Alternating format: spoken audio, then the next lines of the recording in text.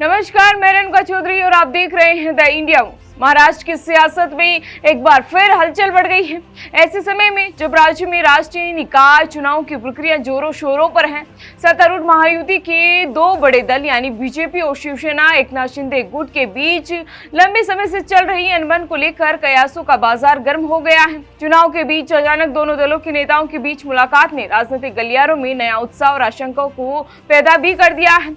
जानकारी के अनुसार मुख्यमंत्री देवेंद्र फडणवीस और उप मुख्यमंत्री एकनाथ शिंदे की लंबी और गंभीर चर्चा हुई, जिसमें ये संकेत मिला है कि चुनाव को देखते हुए दोनों दल एक दूसरे के खिलाफ नहीं बल्कि साथ मिलकर मैदान में उतर सकते हैं। बता दें कि बैठक में बीजेपी के प्रदेश अध्यक्ष चंद्रशेखर और शिवसेना के वरिष्ठ नेता रविंद्र भी शामिल रहे। इसी के साथ बैठक के बाद जारी आधिकारिक बयान में स्पष्ट किया गया है कि सत्तारूढ़ महायुति गठबंधन मुंबई, ठाणे और पूरे राज्य में आगामी नगर निकाय चुनाव में एक साथ लड़ने पर सहमत हुआ है। दोनों दलों ने यह भी तय किया है कि चुनाव के दौरान स्थानीय स्तर पर सीटों का बंटवारा और अन्य रणनीतियों पर चर्चा अगले 2 से 3 दिनों में शुरू होगी, ताकि हर नगर निगम में चुनावी रणनीति को अंतिम रूप भी दिया जा सके। जानकारी के अनुसार ये भी कहा जा रहा है कि ये भी सहमति बनी है कि बीजेपी और शिवसेना के पदाधिकारी या कार्यकर्ता एक दूसरे की पार्टी में शामिल नहीं होंगे, ताकि गठबंधन की स्थिरता बनी भी रहे। इसी बीच विपक्षी दलों के लिए ये स्थिति चुनौतीपूर्ण भी हो सकती है, क्योंकि महाराष्ट्र के स्थानीय निकाय चुनाव मुख्य रूप से 2 बड़े गठबंधनों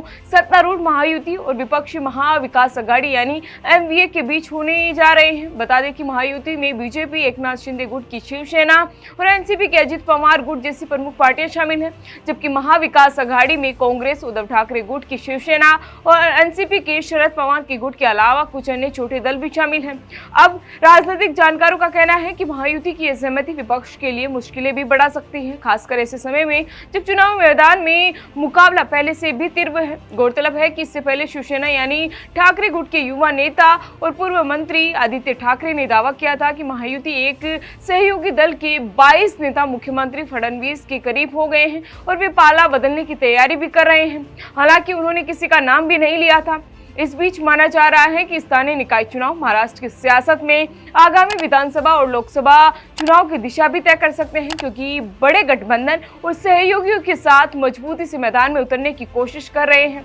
बीजेपी और शिवसेना यानी शिंदे गुट की यह रणनीति ये दर्शाती है कि दोनों दल अब पुरानी अनबन को किनारे रखकर चुनावी जीत पर फोकस करना चाहते हैं। कुल मिलाकर महाराष्ट्र की राजनीति में ये मोड़ दर्शाता है कि सत्ताधारी महायुति चुनाव के खेल में एकजुट होकर विपक्षी महाविकास आघाड़ी को कड़ी चुनौती देने की तैयारी में है और आने वाले दिनों में सीट बंटवारे और स्थानीय रणनीति पर होने वाली चर्चाएं इस गठबंधन की ताकत को और स्पष्ट रूप भी दिखाएगी। इस राजनीतिक सस्पेंस और रणनीति के बीच आम जनता की निगाहें अगले चुनाव फैसलों और गठबंधन की चालों पर टिकी हुई है, जो राज्य की राजनीति को नई दिशा भी देने वाली है। फिलहाल इसी तरह की जानकारी के लिए बने रहिए हमारे साथ और देखते रहिए द इंडिया मूव्स। नमस्कार।